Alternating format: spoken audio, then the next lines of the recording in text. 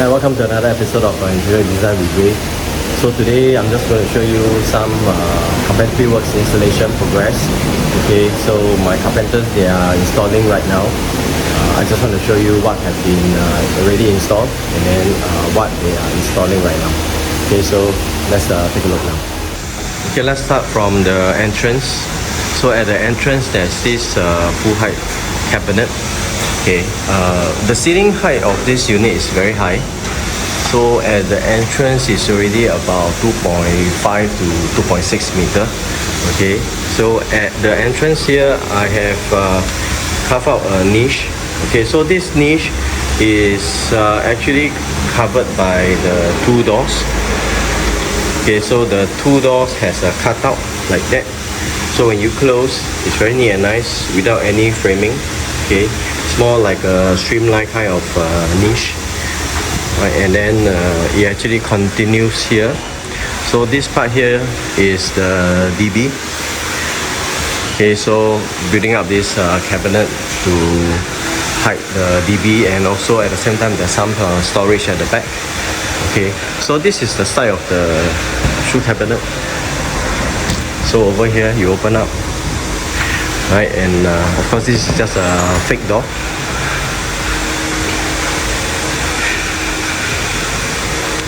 When you close, okay, so everything will be neat and nice, including that top door, and just close it. So this full height cabinet continues with the peninsula counter. So at the peninsula counter side here, I've also created some storage. Right, this is some concealed storage.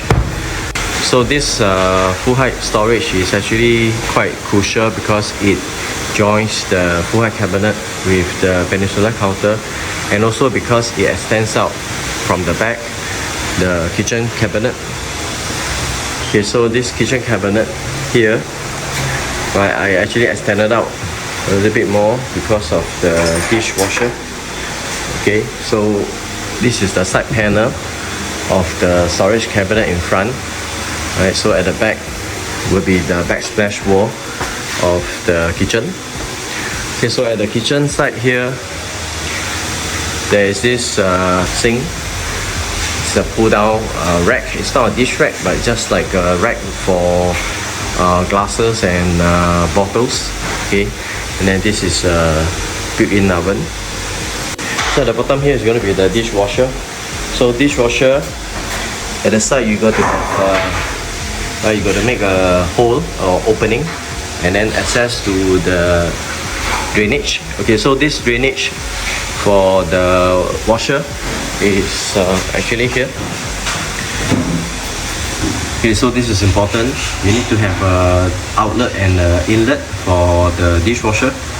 Okay. Okay, so at the counter side, there are some drawers here, deeper drawers. Okay, and this one is for a cake mixer. So you lift it up, right, lock by itself. Okay, I think right now this is quite common. Okay, so in order to bring it down again, there's a latch at the bottom that you got to pull. Okay, I can't do it with one hand, so I have to stop for a while.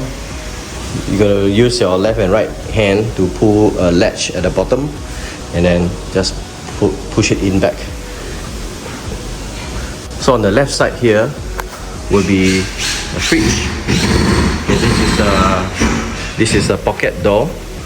Okay, this is where you can put your ovens and rice cooker. Okay, this one is also a pocket door with a pull-out tray for easy usage. Okay, and over here you can see there's some fluted glass panel. So this area here has got a door that swings out towards the yard area. So why use fluted glass is because it blurs anything at the back, so it doesn't look too messy.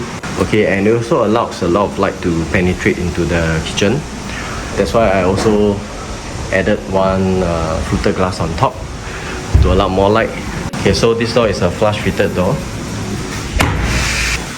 Okay, just now what you saw wasn't a very good example of a flush fitted door, because a flush fitted door usually it has to be slow closing.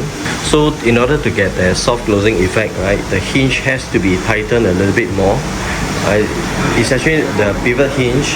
Okay, at the bottom there's a screw. Okay, that screw will actually help to tighten the door a little bit more. Okay, because right now it's quite windy, right? The wind is coming from here, and then when you pull the door and close it, it actually slams. It actually slams against the frame here, which is not good. Okay, so I really instructed my carpenter to make sure that it's tightened so it doesn't slam.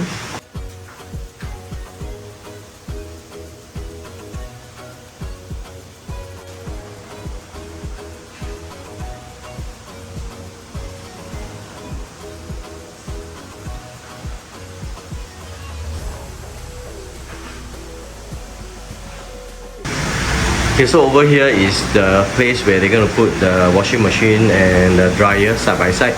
The doors that can hide when they're not using it. Okay. Over here is just a hob area. My client has chosen to use the portable hob. Okay, so right now there isn't a need to open up a hole here. Okay, but the power points are at the sides here, which is not open yet.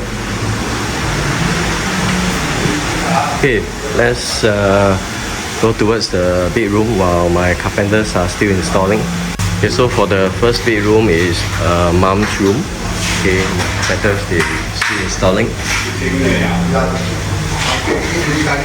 Followed by the son's bedroom, and then the master bedroom.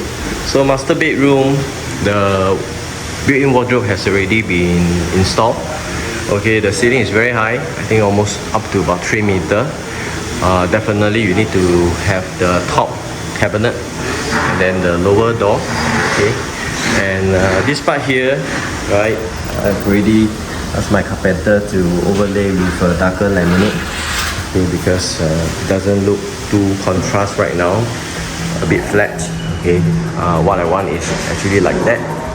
So over here there's also a flush fitted door that swings into the bathroom. Okay, just to mention a little bit here how the laminate of this built-in wardrobe joins with the wall tiles. As you can see right now, it's actually very seamless. Okay, very seamless. Right, the reason is because of the tiles. Okay, my tailor, he actually shave it off at a 45 degree. Okay, and then the carpenter also uses a panel that is 45 degree, and then he join it like that, right? So it becomes a 90 degree, right? So this is, I can say, it's a very perfect joint without seeing any thickness of the laminate or any thickness of the wall tiles being exposed at the side here. This is one way where you can join a laminate with wall tiles. Okay, so you can take note of this. Okay, at the bathroom side here, when there's the vanity mirror, the basin is really ready for measuring of the sintered stone top. So today my carpenters, they are continuing installing the carpentry works. So I will update you guys when there's more progress along the way. Remember to like and subscribe to my channel and continue to watch all my other videos. I'll see you soon.